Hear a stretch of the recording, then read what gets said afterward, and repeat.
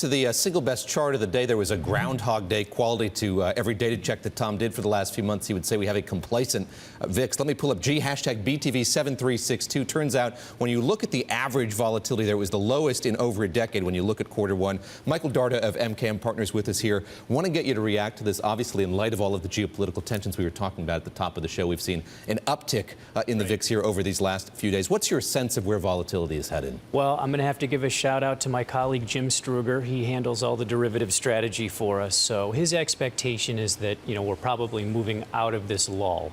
And, I'm not an expert on derivative strategy, but you can tell from that chart that these extended periods of low volatility tend to give way, to shocks of some sort. So the hope is that it's not an end of cycle kind of shock, but more of a temporary disruption where you have a pullback and then you move on. Sure. In terms of markets and the business cycle.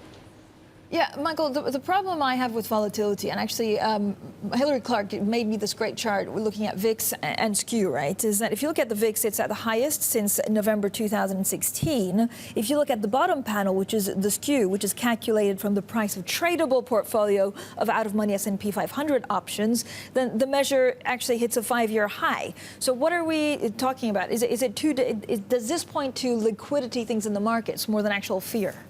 It's certainly possible. From a macroeconomic strategy perspective, what I would simply point out is that the VIX will tend to correlate pretty closely with credit market spreads.